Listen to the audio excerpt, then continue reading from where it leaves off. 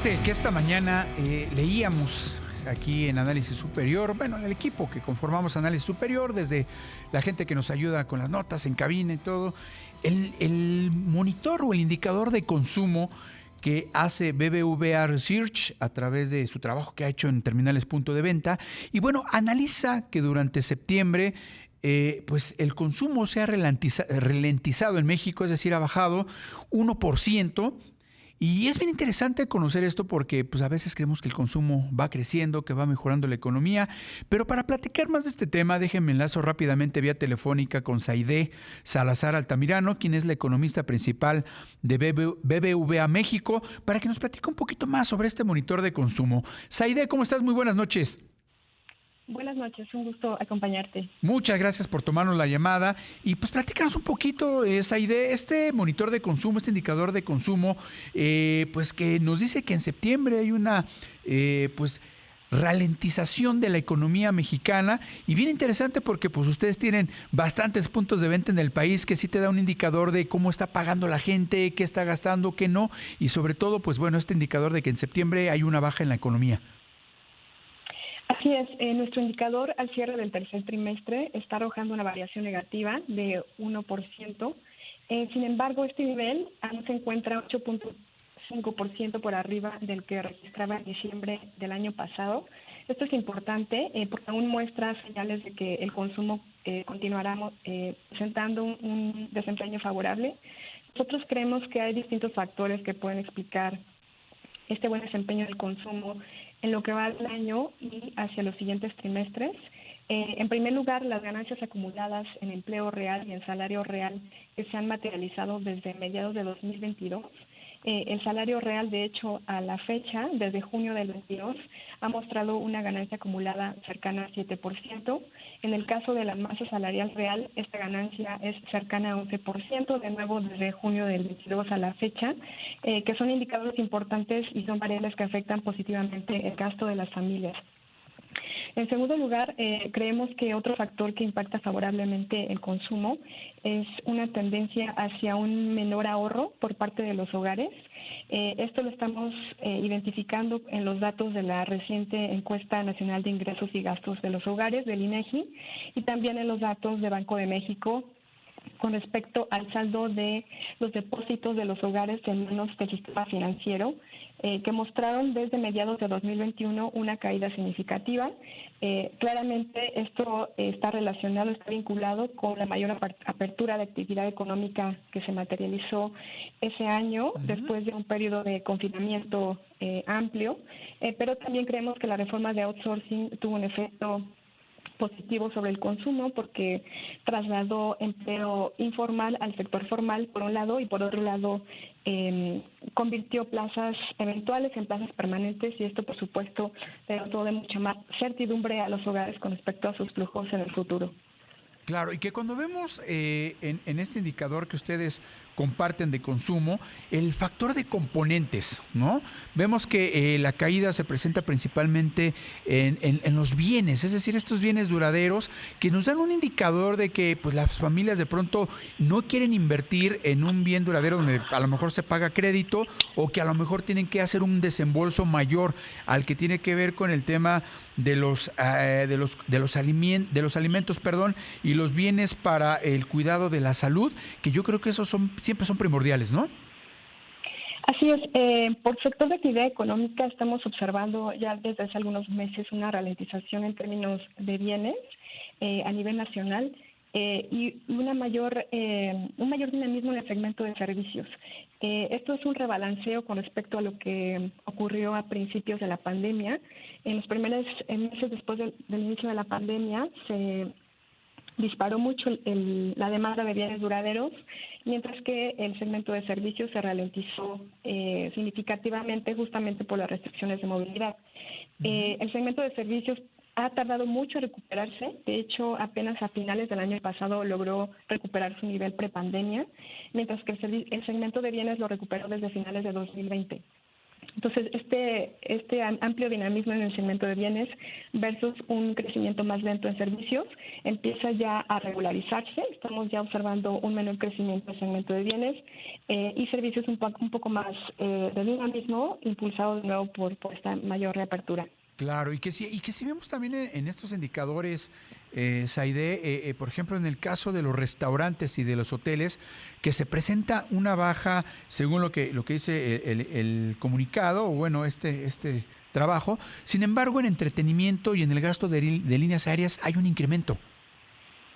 Así es, nuestro indicador está arrojando una variación negativa para el segmento de hoteles de 5%. Uh-huh. Esto es una variación mensual, y en el segmento de restaurantes una caída de 4% también en variación mensual. Hemos observado ralentización en el segmento del turismo en meses recientes, de nuevo tras un crecimiento acelerado que se observó hacia finales del año pasado, de nuevo un rebalanceo entre los distintos segmentos de actividad económica hacia los que se dirige el gasto de los hogares.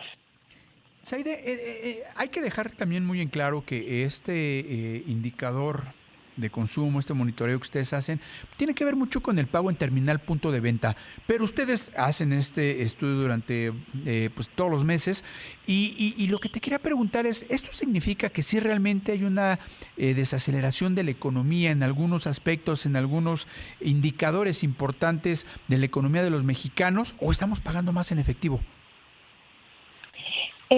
Yo te diría que tiene que ver más con una regularización de los patrones de gasto de las familias. Okay. Como decía antes, en una primera instancia el consumo de bienes se disparó, el segmento de servicios mostró mayor retraso en su recuperación, es algo que ya se está revirtiendo en los últimos meses.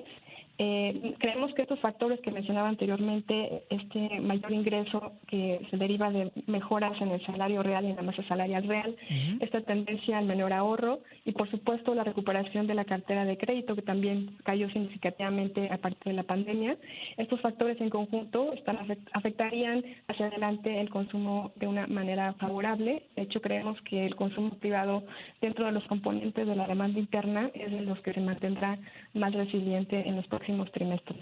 Que justo, mi querida Zaide, te iba a comentar eso. ¿Cómo ven el cierre del año? Ya vamos a entrar, déjame ver, octubre, no, ya estamos en el último trimestre del año. ¿Cómo están viendo el cierre de 2024, teniendo como base este contexto, estos indicadores, este monitoreo que ustedes ya van haciendo? Porque, pues bueno, ya se nos presentó, hay por ahí un cisne negro que es esta guerra entre Israel y el grupo terrorista Hamas.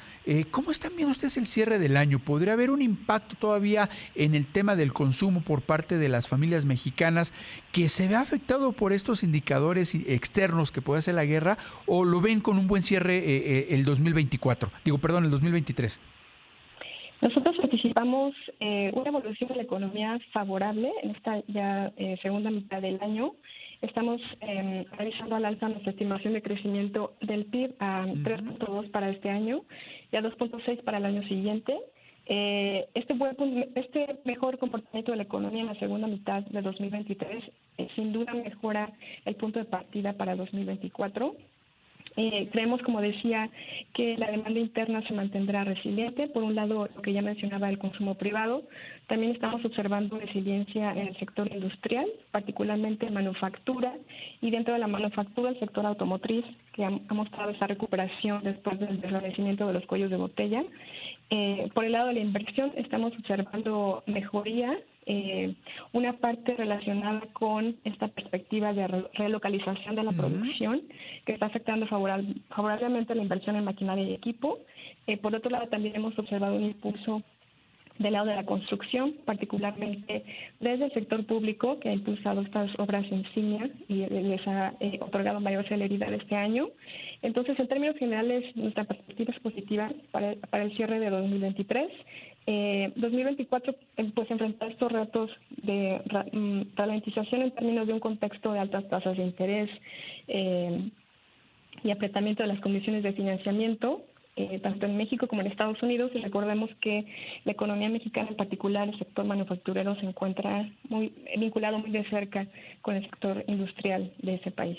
Claro, que inclusive si vemos pues las estimaciones de Producto Interno Bruto de crecimiento para México, pues bueno, como bien lo dices tú, creo que están en la media de la mayoría de los analistas, que es de 3.1, 3.2% para este año, inclusive más por encima de la media mundial, que ayer el Fondo Monetario Internacional que decía que puede ser del 3%. Sin embargo, para 2024 vemos una baja en el crecimiento del PIB, no íbamos a llegar al 3%, y cosas que podrían irse moviendo a lo largo de los próximos meses, ¿no, Saide? Sí, así es. Creemos que claramente el crecimiento del próximo año será unas décimas abajo del que observábamos en 2023, es por esos factores de apretamiento en las condiciones de financiamiento en general. En cuanto al contexto global, creemos que este conflicto reciente entre Israel y Palestina podría tener un impacto, pero temporal, sobre el precio de los energéticos, mientras se mantenga, mientras no se incremente la magnitud del conflicto, ¿no? Evidentemente, si otros países se involucran, probablemente algunos principales productores de petróleo, podría tener mayores afectaciones sobre el precio de los energéticos, pero hasta la fecha en nuestro escenario base no consideramos ese escenario. Pues ojalá mi querida Saide, así se quede esto y se resuelvan rápidos estos conflictos que a final de cuentas nos afectan a todos. Saide, te agradezco mucho que nos hayas tomado la llamada y nos hayas explicado más este monitor de consumo, indicador de consumo de BBVA Research. Muchas gracias, Saide. Un gusto acompañarlos. Muchas gracias. Que tengas muy buena noche.